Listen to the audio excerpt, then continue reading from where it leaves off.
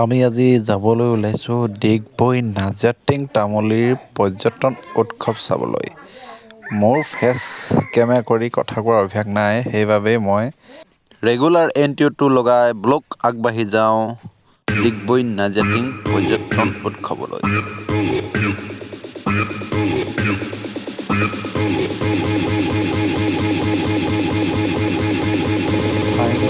আমি আহি বহুতখিনি গৈ এতিয়া ডাৰিয়াত গাঁৱলৈ সোমোৱা ৰাস্তাটোত তাত অলপ ৰৈ মেলি তাত খুব মোৰ পাছত মানুহজনী খুব লাজ কৰিছে, চাওকচোন।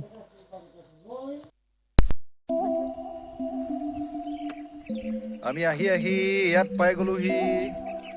ইয়াত ডাৰিয়াপিঠি পাই যামগৈ অলপ আগতে ৰূপাই পামগৈ।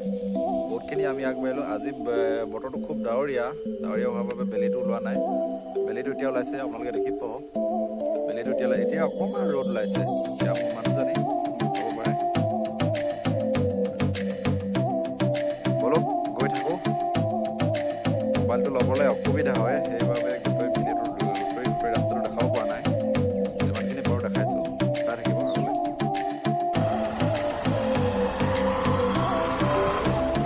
গৈ থাকোঁ বল।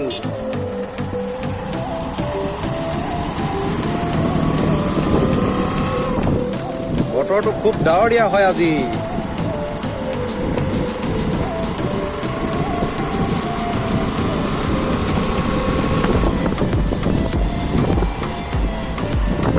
আমি গৈ আছোঁ আজি নাজাৰাতিন তামুলীৰ পৰ্যটন মেলা, মানে বনভোজ পাতিছে, ডাঙৰকৈ পাতিছে, পৰ্যটন মেলা পাতিছে। যোৱা বছৰ পাতিছিলে, এবাৰ দ্বিতীয় বাৰ্ষিক পাতিছে। তালৈ আমি গৈ আছোঁ ডিগবৈ নাজাৰাতিনৰ বনভোজ মেলালৈ।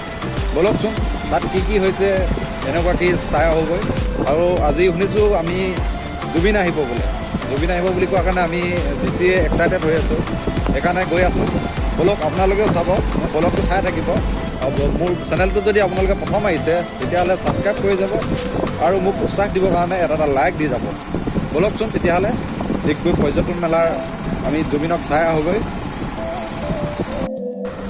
অলপ দূৰ গৈয়ে এখন দলং পাবি, আপোনাৰ দলংখন চাব। বৰ বেছি দূৰ নহয়, এনেই মোটামুটি প্ৰায় 100 মিটাৰমান হ'ব চাগে।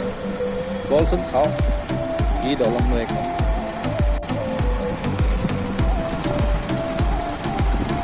ফাইনেলি দলংখন চোৱাৰ পাই গ'লোঁ। সেইকাৰণে ঘূৰিয়ে দলংখন পাম। ৰাস্তাটো খুবেই বেয়া দেই। এই কিলোমিটাৰ নহয়,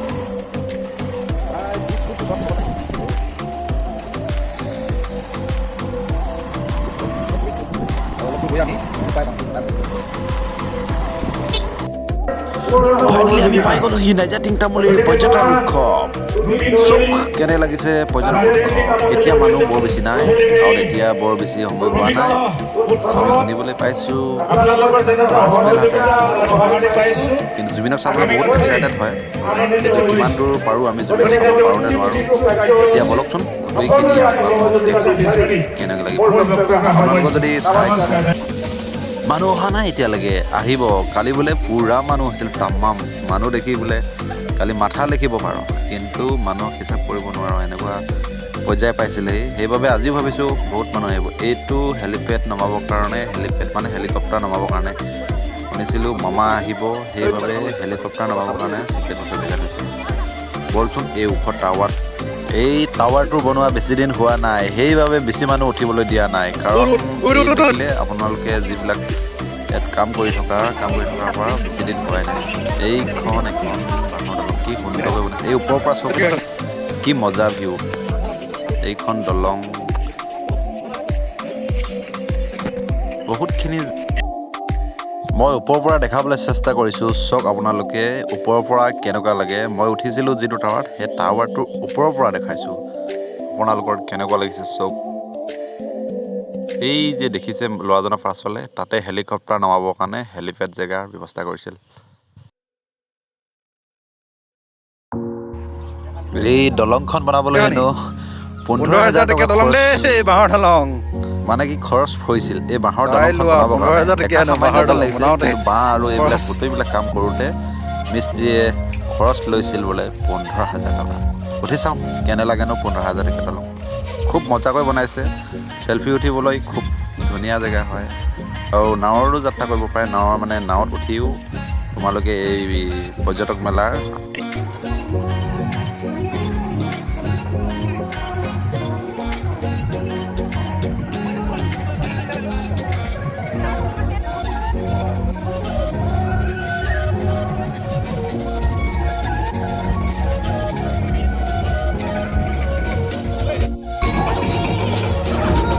কি মজা লোকেশ্যন দেই।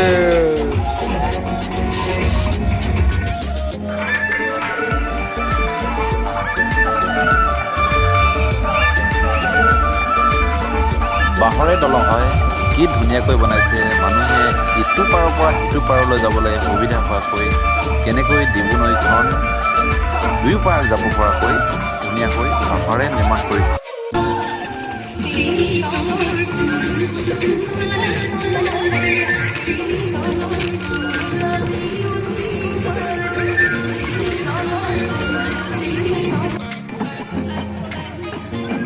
এইটো হৈছে মিচিং জনগোষ্ঠীৰ পৰম্পৰা নৃত্য। এওঁলোকে ষ্টেজত প্ৰগ্ৰেমটো দিবৰ বাবে আগতীয়াকৈ ইহঁতে প্ৰেক্টিচ কৰি আছে। নৃত্যটো চাই খুবেই মজা লাগিল। আপোনালোকেও চাওক কেনেকুৱা লাগিছে আৰু কমেণ্ট কৰিব কেনেকুৱা লাগিছে। যদি মোৰ চেনেলটোত প্ৰথম আহিছে তেতিয়াহ'লে ছাবস্ক্ৰাইব কৰি কাষতে থকা বেল আইকন প্ৰেছ কৰিবলৈ নাপাহৰে, কাৰণ মই দিয়া প্ৰতিটো ভিডিঅ'ই আপুনি যাতে প্ৰথমতে পায়। আৰু মোৰ ভিডিঅ'বোৰ যদি চাই ভাল লাগিছে আপোনালোকে মোক উৎসাহ দিবৰ কাৰণে এটা লাইক দিব বুলি আশা কৰিলোঁ।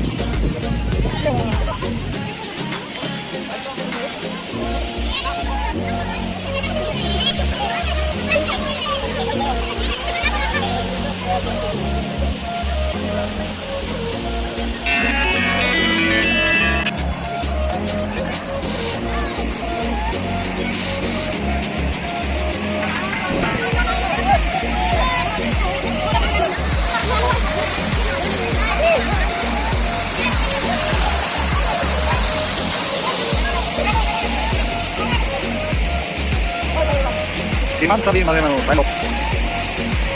এইখিনি আছে পানী ধৰিখিনি ৰখা, ইয়াৰ পৰা কেতিয়াবা ডিগবৈ পানী।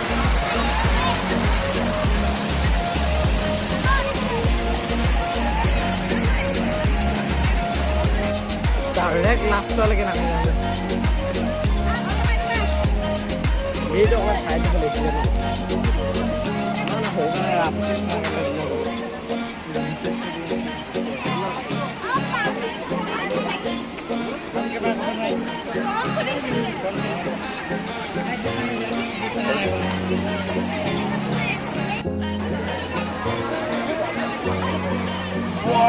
বহুত কষ্টৰ চোন, কেনে নামি এতিয়া হৈ যাবি।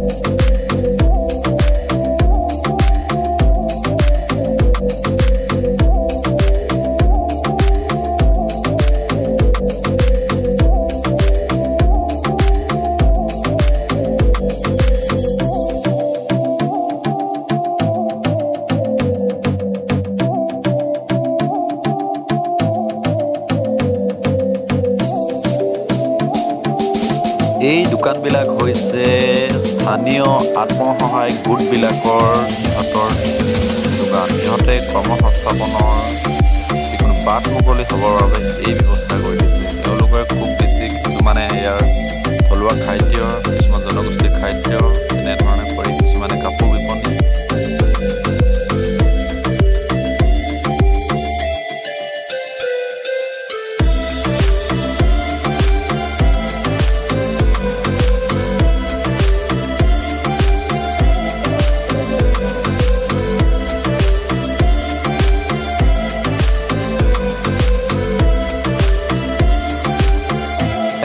ভিডিঅ'টো বহুত দীঘল হৈছে, হয়তো আপোনালোকেও চাই আমনি পাব। সেইবাবে আৰু বেছি দীঘলীয়া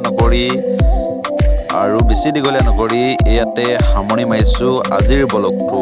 আৰু নতুন এটা ব্লগৰ সৈতে লগ পোৱাৰ প্ৰতিশ্ৰুতিৰে হেপী